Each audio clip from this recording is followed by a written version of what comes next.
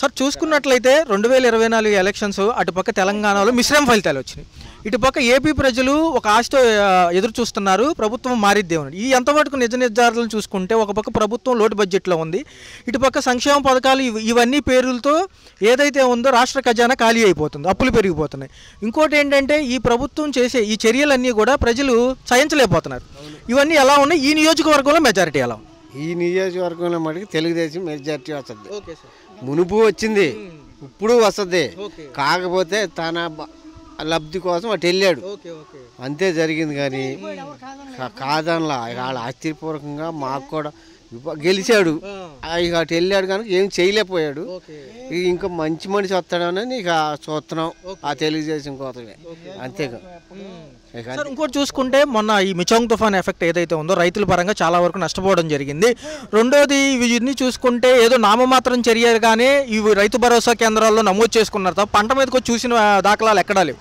ఈ పరిణామాలన్నీ ఎలా చూడాలి సార్? ఏంటి అది అసలు వీళ్ళు అనేది వాలంటీర్లు కానీ ఈ రైతు పనులు కానీ ఏమి రైతుకి లబ్ధి అనేది ఏది కలగట్లా, అసలు ఏమి చేయట్లా. ఈ గవర్నమెంట్ వచ్చినాక రైతులనే ఇబ్బంది పెడతాం.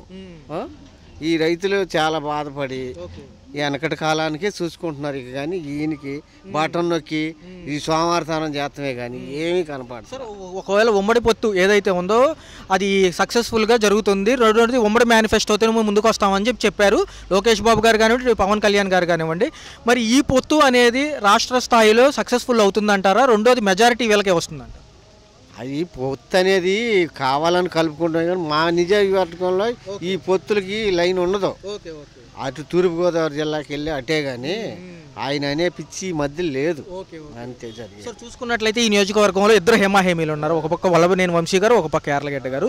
ఎవరు వస్తే ఇటు బాగుపడుతుంది అంటారు? ఇంకా తెలుగుదేశం వస్తేనే బాగుపడుతాయి, అంతే. ఇక వాళ్ళ వంశీ గారు చేశాడు, చేసినప్పుడల్లా చేశాడు. ఈ పార్టీ వచ్చినా కొంచెం వెనకబడ్డాడు, అంతే. అంతవరకు చేశాడు, బాగా చేస్తాడు, మాకు చేస్తాడు, అందరిని కలుపుకెళ్తాడు. అది బాబాయ్ గారు ఊరి పేరేంటి, మీ పేరేంటి, ఏం చేస్తుంటారు? నేను వ్యవసాయ పనులు చేస్తానండి.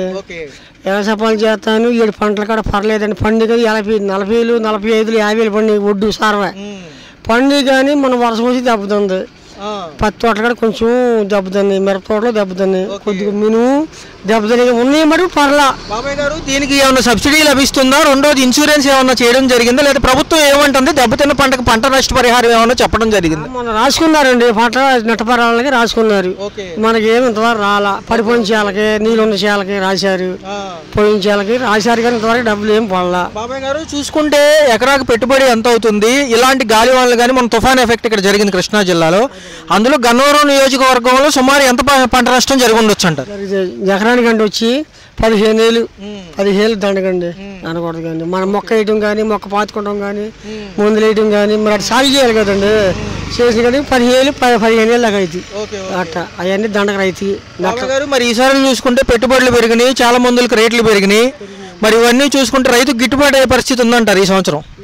కొంచెం సగంలో సగం పోయిన మటుకు పోనీయండి, ఉన్నాయి మటుకు పర్లా కొంచెం. బాబాయ్ గారు మరి గన్నవరం నియోజకవర్గం చూసుకుంటే ఇద్దరు హేమాహేమీలు ఉన్నారు. ఒక పక్క వంశీ గారు, వల్లభనేని వంశీ గారు, ఒక పక్క యార్లగడ్డ గారు. వంశీ గారు ఎంపీగా పార్లమెంట్ వైపు చూస్తున్నట్టు ఉన్నారు. మరి ఈసారి యార్లగడ్డ గారు గెలిచే అవకాశం ఉందంటారు ఇక్కడ? ఏమో అనుకుంటున్నారు. ఇది మన ఈ వంశీ గారిని పెట్టి లోగడ తిరిగాడు కదండి ఆయన, ఎర్లగడ్డ అటు తిరిగాడు, మళ్ళీ ఇటు తెలుగుదేశంలోకి వచ్చేసాడు. వస్తే రావచ్చు, ఈయన కొద్దిగా పెరుగుపడింది కదా వంశీ గారికి. ఇటువైపు జనం ఎక్కువ ఎవరిని ఆదరిస్తారంటారు మీ అవగాహన ప్రకారం? ఇటు మా పక్కన కొద్దిగా సైకిల్ చేసేటప్పుడు వంశీ గారి పక్కన మనం బాగున్నారు. సో యార్లగడ్డ గారు కానీ వంశీ గారిలో యార్లగడ్డ గారు రావచ్చు అంటారు అయితే 10 పావులు అది.